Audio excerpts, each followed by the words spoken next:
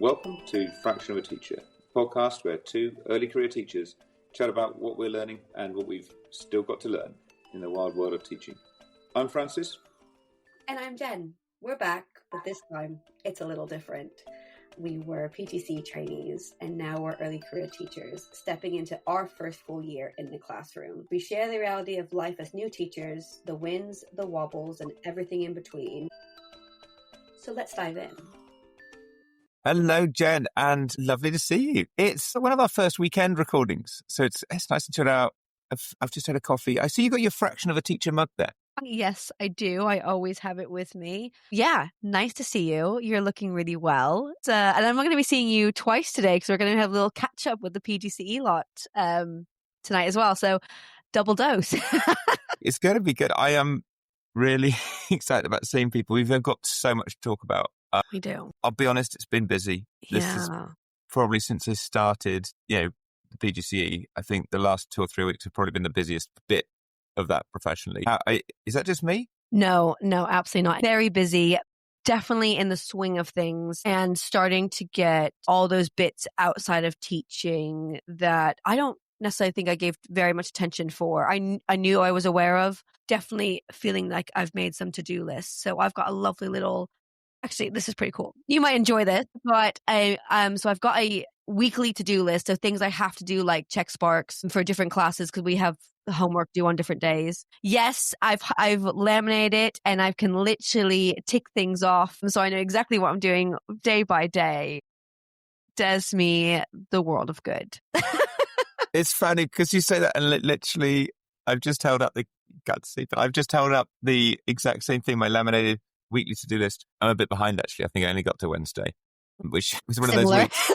But what's good is that then I know what I need to do now because I know that I haven't done the Thursday, Friday bits. I can do them. And then, there is definitely establishing systems. That's where I feel I'm at now. Yes. And I really think back to the PGCE with the ITAP routines and how much I took from that as the first ITAP and really understanding the value of a routine. So I think with me learning so much, the more routines I'm putting in place now, I'm feeling more comfortable for sure. No, that is awesome. Yeah, I mean, I think we've just done a month now. I think the first day back for the pupils was almost exactly a month ago. I know. Well done. And it's October, so it's Halloween month, so I'm super excited.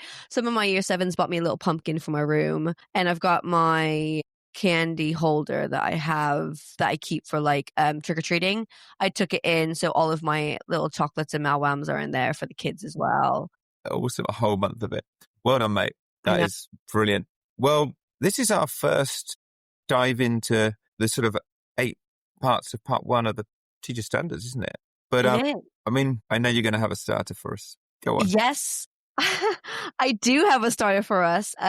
So thinking back could be a coach, it could be a teacher, whichever way you want to take this. Yeah. What's something a teacher made you believe you could do that you couldn't do? So I'm going to, as always, just take a different angle on your question because that's the way it works. No, I worked for an incredible leader once. He was the captain on the ship and I was one of his heads of department. And we used to go and talk to him about an engineering defect and say, look, sir, it's going to take us 30 hours to get this fixed. And so we know what the tasks are here. We've got a further diagnosis. We think we know where the issues are. We've got the parts. We're going to have to strip it down, rebuild it, bring it back online, test it, prove it.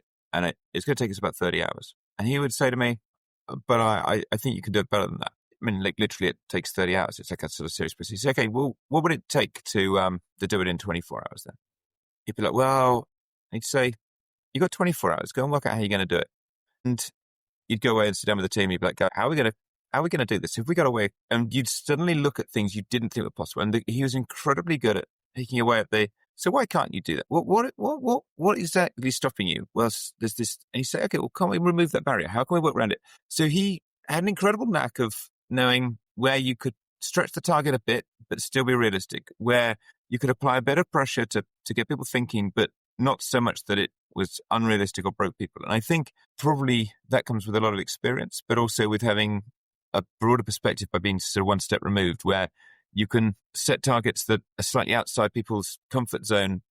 Almost always, we were able to find ways, and there's an element of you getting used to it. And you're like, actually, I know the question I'm going to be asked now. Like, what's that next target? How do we do a bit more, do it a bit faster, do it in an improved way. So I think working with people like that taught me a lot, that actually, particularly with that external perspective, you can set targets that are more demanding than the individual who would set, the individual who's going to do it might necessarily believe. So I think there's something in that. And I think that does relate to the classroom, because I think people might think they can get X% better, but actually you might know that in your experience and that external perspective, actually that they've got more potential than they believe.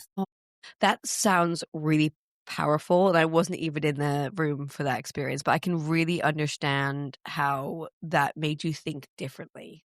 Yeah. Yeah.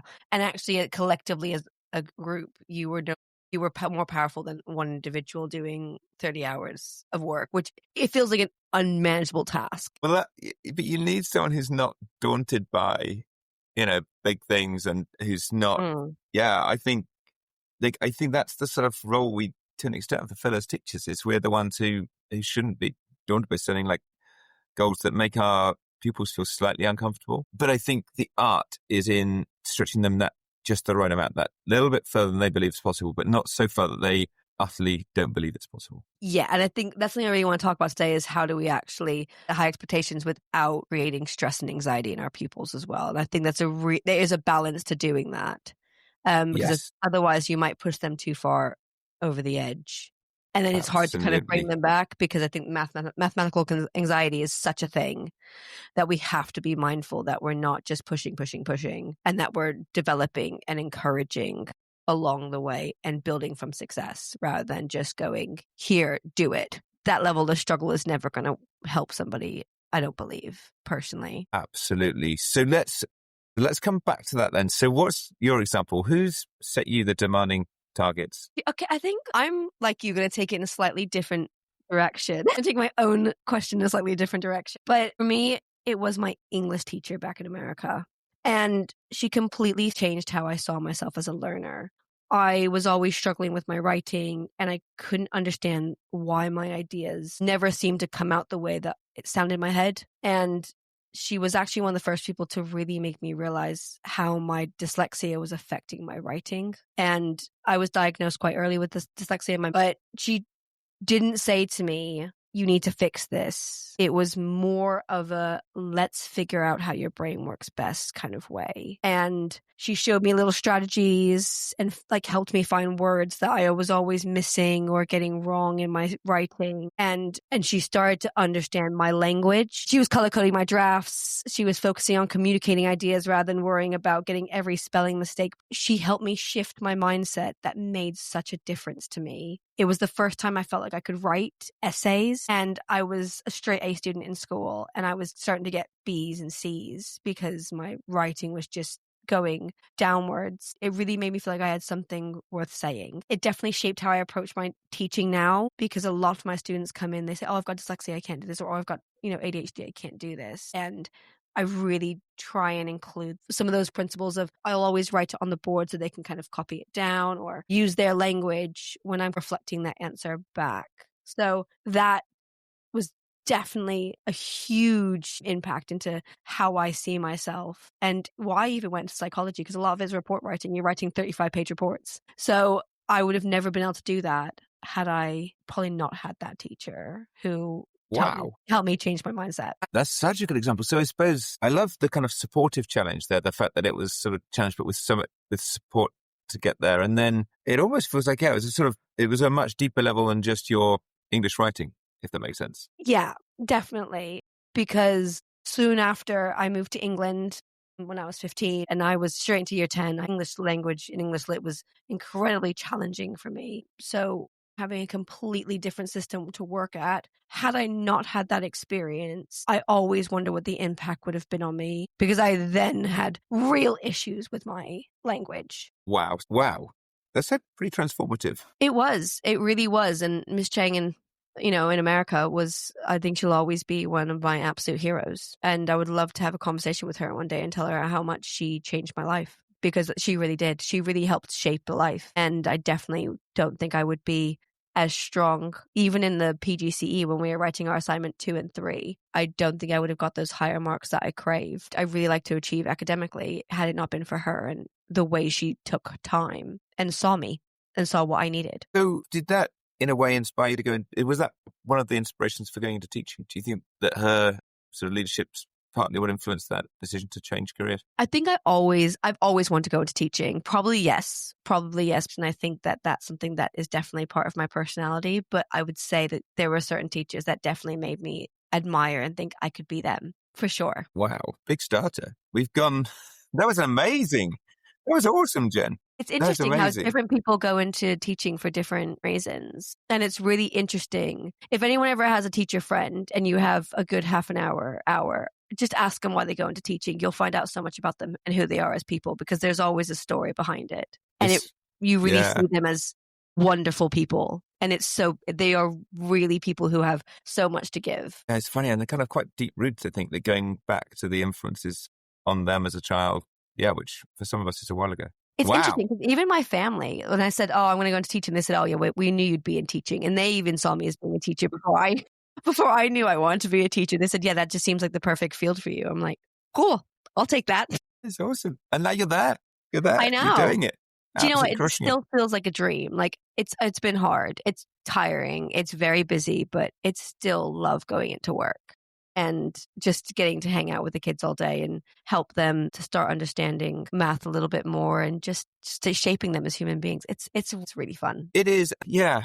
But I think it's worth, I'll be honest, the last month, there have been a few days where I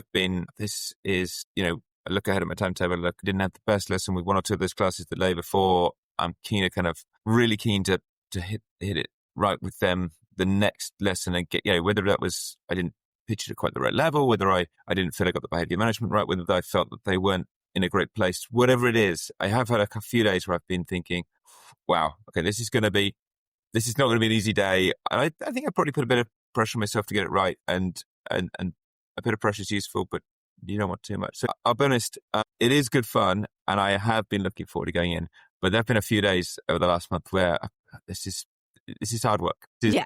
For sure. Whilst we are very positive about it, we are incredibly lucky. It's an awesome job. And there have definitely been days where it's the hard work at points. I think I would definitely agree with that. And that kind of leads into one of my questions I kind of had for you is, how do we set high expectations like day to day? Is it in lessons? Is it in marking? Is it in conversation? Teaching Standard 1 is on the sort of summary sheet. It's like 4 sentences and they're quite short ones. And I think beneath that is so much. So set goals that stretch and challenge pupils of all backgrounds, abilities and dispositions. Of course, yeah, obviously. But then I think the point you just made then, so how? Because I think we do that in so many different ways. That's almost the challenge for me in just trying to work out how practically do I implement that single sentence that sounds so obvious, but yet it's about breaking it down to the expectations in terms of behaviors, in terms of conduct within the classroom, in terms of attitude, mindset, whether that's the bringing a calculator and the right equipment, being ready to learn, coming in, sitting down and doing the do now, and that there's those sort of fundamentals.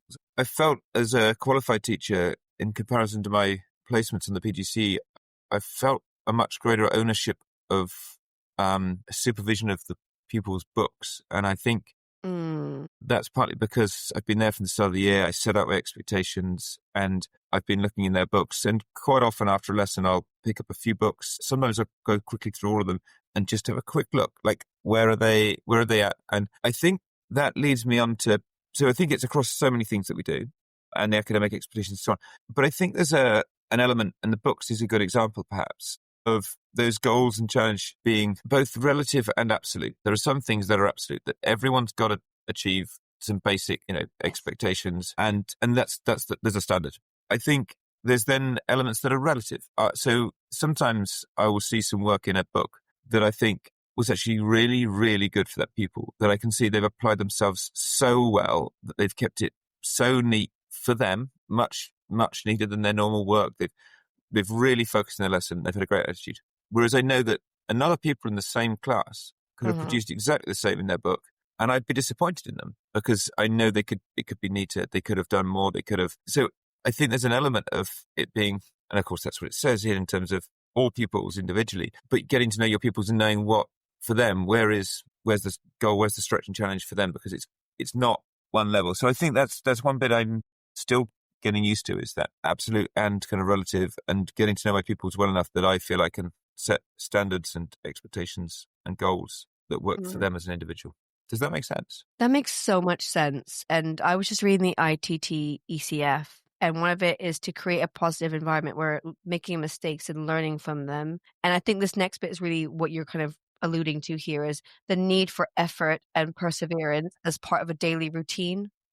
And I think, like you say, that's different. That looks different for every single pupil. But actually, if they're giving effort and persistence, and it's part of their routine where they're doing that consistently, that's a high expectation. Is that what you're trying to say? I feel like that's maybe what you're alluding to. Yeah, yes, absolutely. And there is just so much in this, There is. I think, because I think this standard then links across all of the others. And it's interesting. So I've had a few little observations. This is one of the teaching standards I have to focus on this term. Something that we're focusing on as a school is being proud of what you do, being proud of what you achieve. And all of those little targets that I've been set are make sure their books are looking good, make sure the margins are in there. When I first looked at these in the PGCE, I wouldn't have said that was a high expectation on like my first go around. But I can absolutely see how now that is as important, because it's about being ready for your day. It's about being prepared. It's about taking that accountability as well, and everything that goes with it. So when I think about teaching standard 1, I think day to day, it's about those small, consistent choices that people are making. So in lessons, I know you can do this instead of this might be too hard. And actually just giving that positive spin on it to make sure that I'm telling my students that you can do this, even if you believe you can't. You know, I think when giving feedback, instead of just going, good work, I'm praising effort, going, okay, what's your next step here? Or how could you improve this next time? And that change of language rather than good job makes them think beyond. And this is kind of going on to that, how do I do it without increasing anxiety? Because they're already doing it. I'm just pushing them to the next level. Yeah. And in conversation, it's kind of the same way. It's holding the belief that every student, even the ones that test my patience, even those ones, that through consistency, they are capable. And I believe they're capable, even if they don't believe they're capable. So I think something I've definitely seen in my mindset is that high expectations isn't about pressure. It's about belief. It's saying, I see what you can be, and I'm holding space to let you grow into it. So this is the space, this is the room, this is my positive environment where I think everything is achievable if you put your mind to it, and mistakes will happen. That is a part of getting the right answer, is getting mistakes so you can learn the process. But I can see that you can be a great mathematician in this space. Let's do it together. And I think that's a high expectation. Of what you just said. So I just wrote it down. So you said high expectations is not about pressure. It's about belief. I mean, I think we could probably just stop there. Like, I love your... Okay, bye. I think you've got it. I mean, like, love that, because I think I suppose that's what I aspire to, is that, and how do you transfer that belief, and that confidence you have in your pupils to your pupils in a way that, is supportive for them, but yet it helps them want to challenge themselves, because ultimately they've got to do the work still. We can have as great high expectations of them as we like, but it's still them who's got to, we've got to help them believe. But you're right. If we believe, and I think that's where I come back to my captain. He believed, and he gave you the confidence, because he was confident, or he gave the impression he was confident that you could do better, and he would. And I think there's something about that when someone you respect has confidence in you. You have confidence in yourself. Yeah, I would agree with that. It's the same with, my English teacher. She gave me the confidence that I could one day express what I wanted to say without the frustration. So it's creating that tone that we can all succeed here. And I think that's without having that pressure. I don't think you need to set, I really believe that you don't need to have pressure to have a high expectation.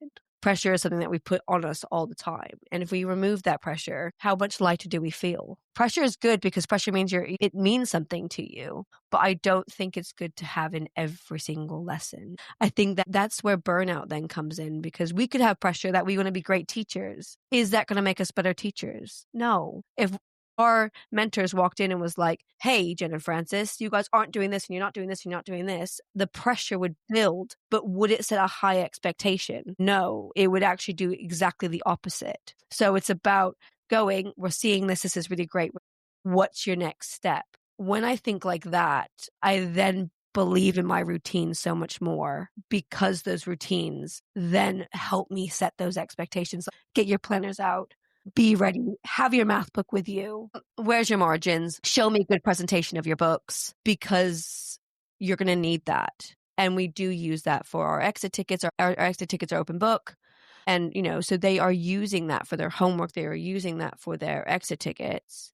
That like routine that every math teacher is doing really does build into having that high expectation because that feeds into your results. That's why I feed back to your parents. That's what helps me know what grade you're going to achieve. And I see the cycle. And I don't know if I necessarily saw the cycle during my PGCE because I wasn't solely responsible for it. So I believe it's easier now to have an understanding of what this means because I am responsible for it. Yeah, I think there's so much here. And I think the more I think about it, the more I feel like how central it is to everything else. Because if you get this bit right, then you set the foundations for everything else. Yeah. Yeah, and I think it comes into things like, homework completion and, there's so many different bits but again, I think starting off with high, clear expectations, I think there's something about in routines as well. And Tom Bennett talks a lot about this in his book, Running the Room. And we've been looking at that a bit in my ECT training as well, about sort of teaching, being really explicit and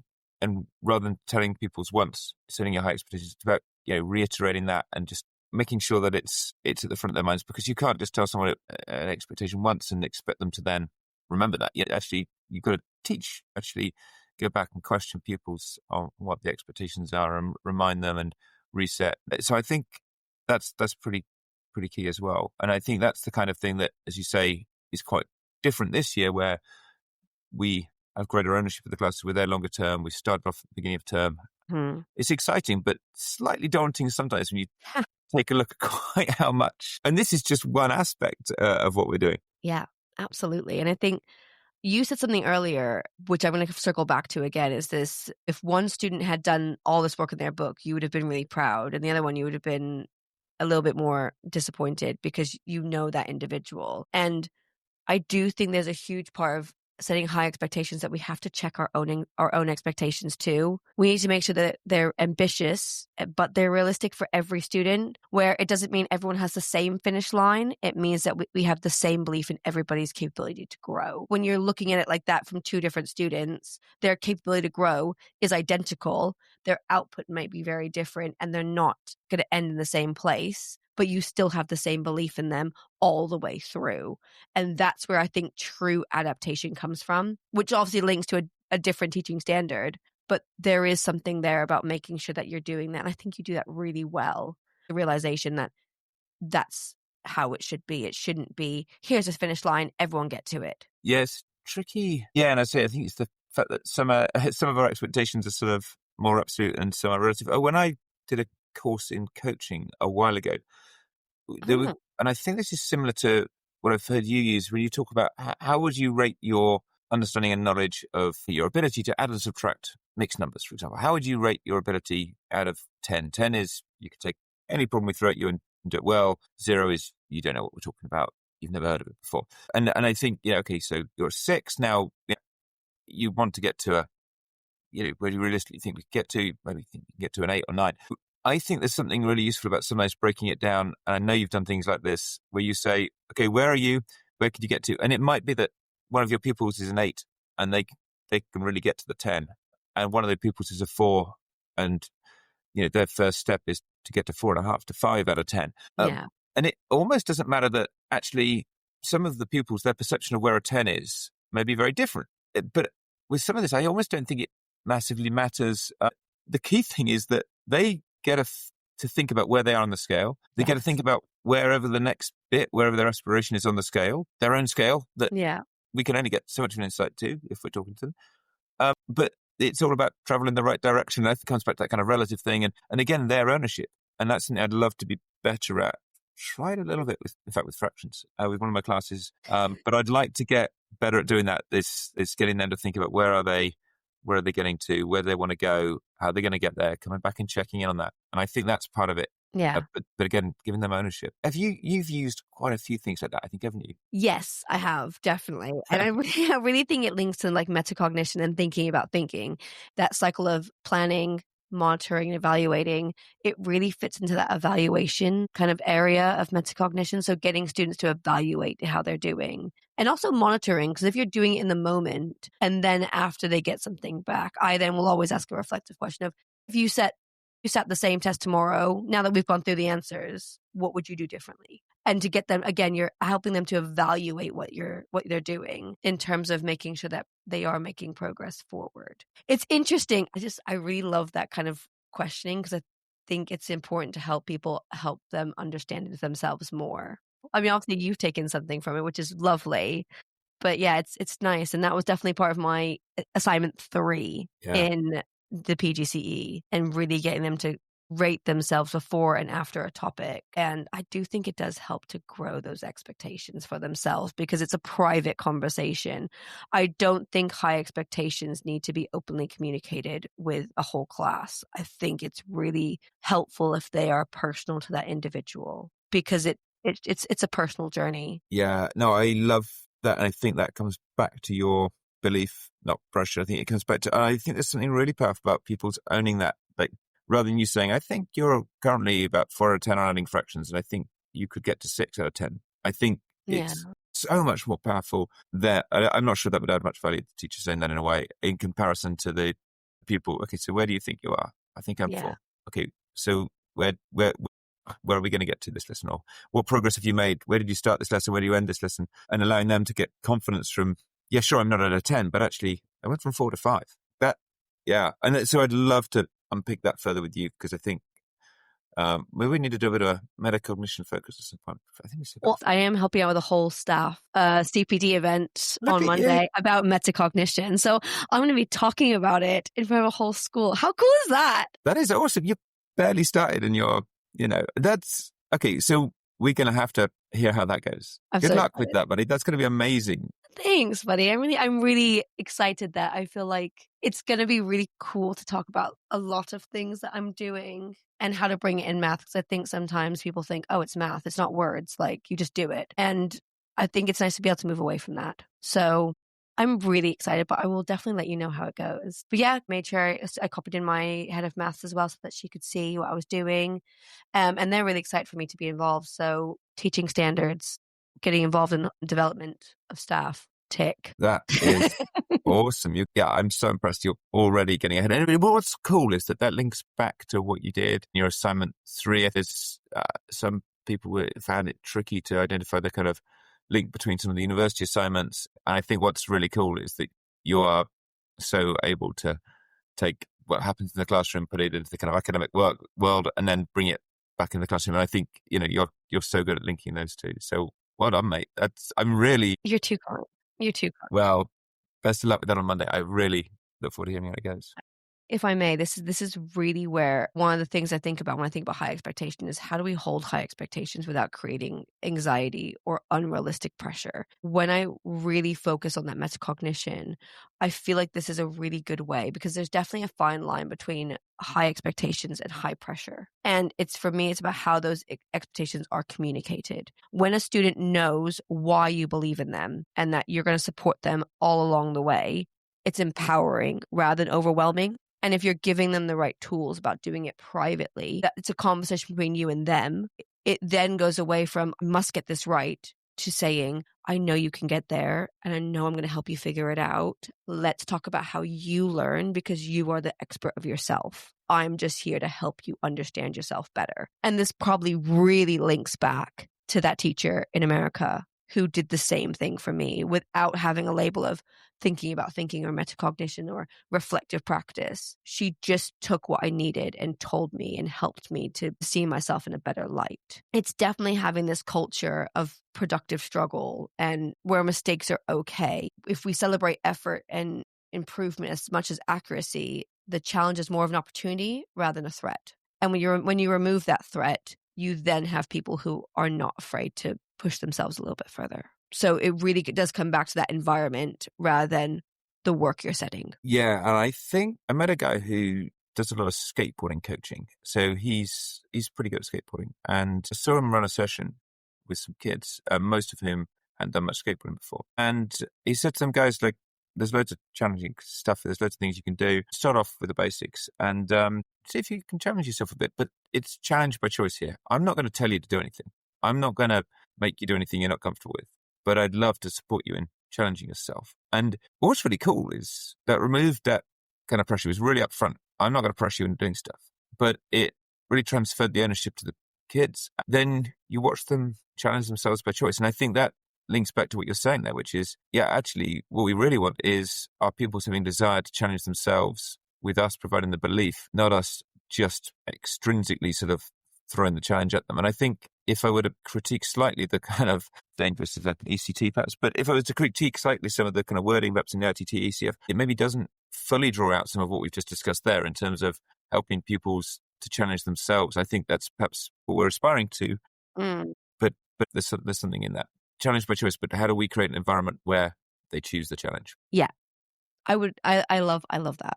That's such a good way to almost, I think, draw close to that and where we are with it right now, because I don't think it should just be a conversation we move on. I think it's a conversation that we should continue to revisit. Like I said earlier, check our standards.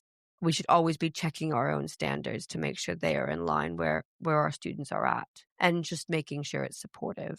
So I feel like we're at a stage where we could be finishing up and we've got maybe a little bit of a plenary. Are you at the same page? Is there anything else that you think you want to add to this? Or do you feel like we're in a good place? I think that's been so good. It's got me thinking.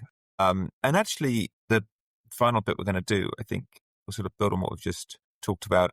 Let's go for it. So we talked about stretch and challenge for our pupils. Yes. So I believe, and you're awesome as a teacher, but you could be that little bit better. What is it that you're going to do to stretch and challenge yourself? Let's say in the next week to 2 weeks, between now and half term. What would be like a bit of a stretch and challenge target for yourself?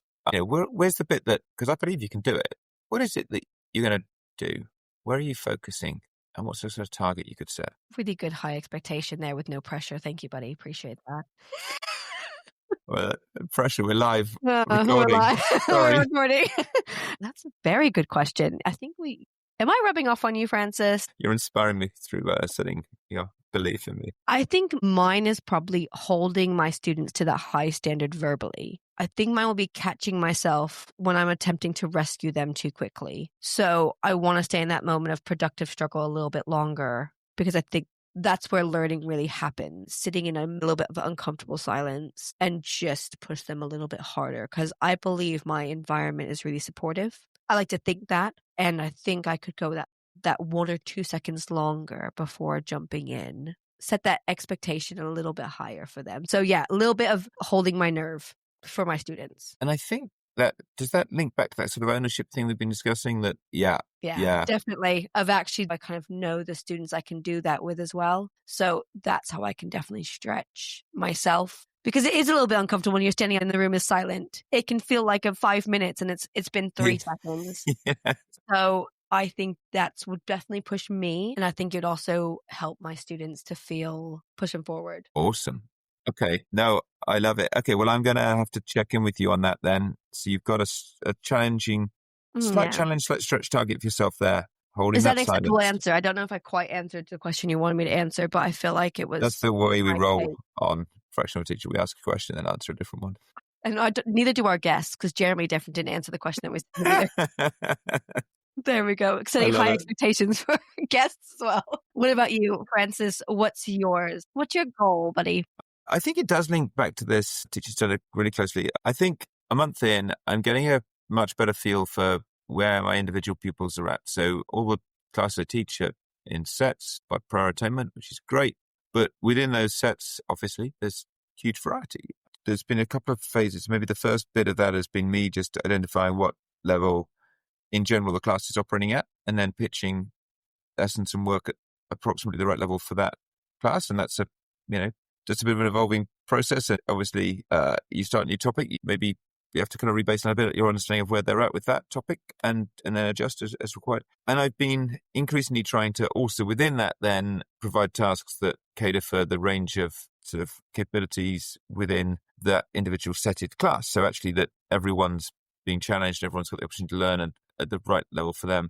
But I think there's a lot more I could do in that. And I think the bit I really want to get focused on the next couple of weeks is how do I provide the kind of, maybe I've been aiming at the middle, see 70% of the class, but actually I think there's learners at the top ends of the class that I haven't been providing as much as I could to keep them stretched and challenged. And in that kind of zone of proximal development, I think there's probably some learners who I could provide a bit more support to, perhaps a bit more scaffolding to at the other end of the class. So I think that's something I'd love to develop a bit more. Stretch and challenge myself by making sure I'm stretching and challenging all my pupils. So yeah, I think that's a focus for me. I love that. I reckon you're already doing it really well. I don't know. I think you're doing amazing. I can only imagine. I would love to have a math teacher like you, because I think you would have really helped me to understand math a lot more when I was a kid. Oh, well, likewise. I think, having an awesome American, energetic and compassionate teacher like you, I feel you're a lot of very lucky. Let's report back our next podcast to how we're getting on with our little challenges.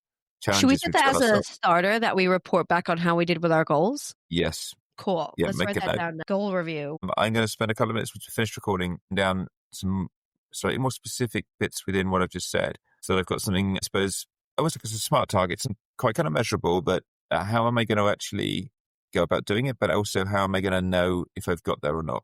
Love that. Love a bit of a SMART goal as well. Even little goals, rather than having I should be better. Well, what does better look like? Yeah, exactly. Yeah. So I think that's probably worth a little bit of thought and then some action. Awesome.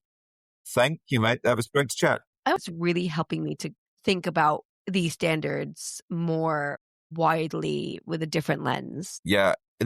We always say this, but actually, not only is it kind of fun that other people get to listen, but actually we get so much value from doing this. I feel so lucky that I've got a peer who is really happy to set aside the time to sit down and chat and think like this, because it just is such a nice bit of complementing the other training and the teaching and reflection. But it's really nice to reflect with someone else and share this experience. So thank you, mate. Oh, buddy, it's a pleasure. It's a pleasure. I'm glad that we can still find the time, because it is busy, it is chaotic, but it's still nice to sit down and that we're kind of still on this journey together from the PGCE, because it can feel very lonely out there when you get to ECT1, because you're on your own and you might be with a big team of teachers, but it's still your journey, and not everybody remembers what it's like to be that brand new teacher in a school and having to learn everything all over again. Yeah, absolutely. And I think to anyone who's at this stage, ECT2, PGCE, just getting QTS, wherever stage you're at, if you're finding it really busy,